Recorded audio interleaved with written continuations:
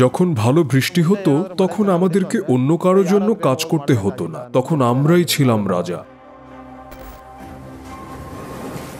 এটা অনেকটা যুদ্ধের মতো, যেখানে কোনো অস্ত্রধারী সৈনিক নয়, প্রতিপক্ষ হলো জল। পরিবর্তনটি আমি টের পাই। বছর গড়াচ্ছে, আর বর্ষাকাল এবং শীতকাল আসতে আরো বেশি করে দেরি হচ্ছে। তিনটি কাহিনী, তিনজন মানুষ, জলবায়ু পরিবর্তনের কারণে যাদের জীবন পুরোটাই ওলটপালট হয়ে গেছে। পিলার হাসিনথো পাবলো বেড়ে উঠেছেন গুয়েতেমালার এই উঁচু ভূমিতে। একটি কাজ তিনি বরাবরই করে এসেছেন, তা হলো আলু চাষ। কিন্তু কয়েক বছর হলো তার অভিজ্ঞতা কোনো কাজে আসছে না। ছোট এই চারা গাছটি টিকে থাকার জন্য যথেষ্ট পরিমাণ শক্তপোক্ত নয়। আমরা এ দিয়ে কিছুই করতে পারবো না, না পারবো খেতে, না পারবো চারা হিসেবে ব্যবহার করতে। এর আর কোনো আশা নেই।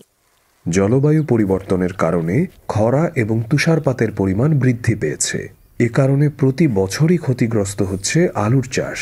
এখানকার প্রায় অর্ধেক মানুষ অভিবাসী হিসেবে যুক্তরাষ্ট্রে পাড়ি জমিয়েছে। প্রতিবার খরার পর এমন অভিবাসীর সংখ্যা বৃদ্ধি পাচ্ছে। পুরুষদের প্রায় সবাই এখন যুক্তরাষ্ট্রে কাজ করে। পিলারের স্বামী 4 বছর আগে সেখানে চলে যান। এই দম্পতি এখন টেলিফোনেই গুরুত্বপূর্ণ সিদ্ধান্তগুলো নিয়ে থাকেন। আমার স্বামী সাহায্য না করলে সবকিছু অনেক কঠিন হয়ে যেত। ফসল মার খাওয়া মানে আমাদের উপার্জনের সমস্ত পথ বন্ধ হয়ে যাওয়া। যদি আমার স্বামী বিদেশ থেকে টাকা না পাঠাতো তাহলে টিকতে পারতাম না।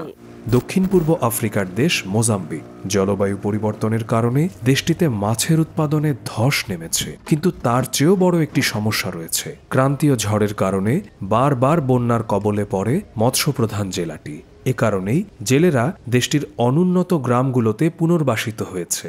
লিয়ান্ড্রো মুংওয়ার আগে জেলে হিসেবে কাজ করতেন। 2019 সালে এক ঘূর্ণিঝড়ে নিজের বাড়ি আর মাছ ধরার নৌকা হারান তিনি। বর্তমানে কৃষক হিসেবে নতুন জীবন শুরু করেছেন, এমনকি নতুন করে বাড়িও বানাচ্ছেন তিনি।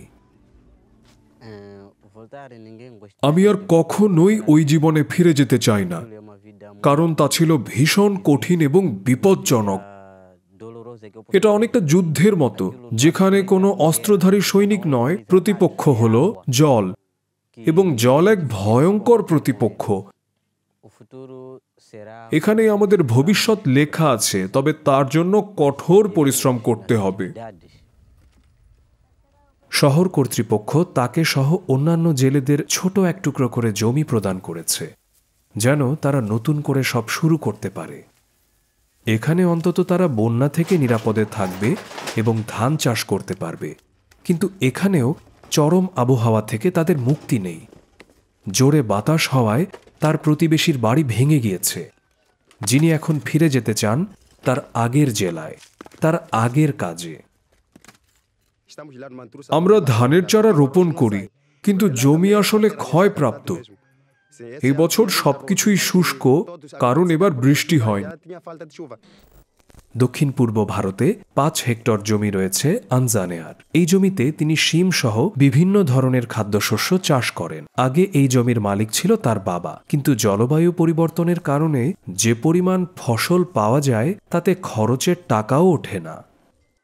যখন ভালো বৃষ্টি হতো তখন আমাদেরকে অন্য কারোর জন্য কাজ করতে হতো না, তখন আমরাই বরং অন্যদের কাজ দিতাম। কিন্তু এখন নিয়মিত বৃষ্টি হয় না বলে অন্য মানুষের কাছে কাজের জন্য যেতে হয় আমাদের। বর্তমানে নিজের খরচ চালানোর জন্য প্রতিদিন ব্যাঙ্গালোরে গিয়ে রোজ 8 ঘন্টা কাজ করেন তিনি। জলবায়ু পরিবর্তনের আগের সেই দিনগুলো ফিরে পেতে চান 3 জনই, কিন্তু সত্য হলো ভবিষ্যৎ আরও কঠিন হতে পারে।